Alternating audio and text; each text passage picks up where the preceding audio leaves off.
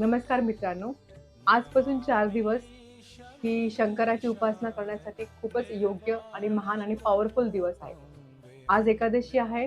आज तुम्ही एकादश रुद्र या मंत्राने शंकराचा अभिषेक करू शकता. उद्या शनी प्रदोष आहे आणि शनी प्रदोष च्या दिवशी शिवजीची उपासना करून तुम्ही शनीला खुश करू शकता.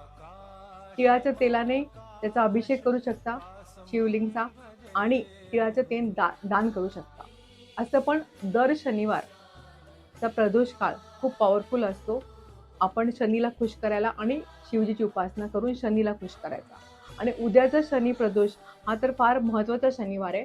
या दिवशी तुम्ही शनीची उपासना करून किंवा शिवजीची उपासना करून शनीपासून तुमचा त्रास कमी करू शकता. शनी प्रदोषचं व्रत हे श्रीपाद वल्लभ चरितामृत या पुस्तकामध्ये खूप चांगल्या पद्धतीने दिलेलं आहे.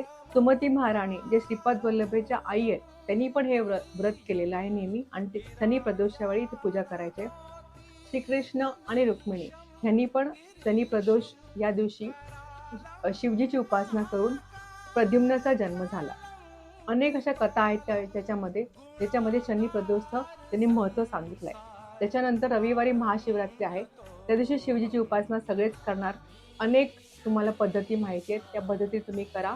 एक सोपी पद्धत फक्त मी सांगते, की तुम्ही बेलपत्र जे अर्पण केलेलं असेल शिवलिंगवर, ते घरी घेऊन या आणि ते धुवून ते स्वच्छ तुम्ही ते ग्रहण करा तुमच्या तब्येतीसाठी. आणि सोमवारी तर आपण शिवजीची उपासना करतोच. असे 4 दिवस तुम्ही शंकराला द्या आणि तुमचं आयुष्य बदला. नमस्कार. आमच्या चॅनलला लाईक करा आणि सबस्क्राईब करा आणि कमेंट पण करा. धन्यवाद.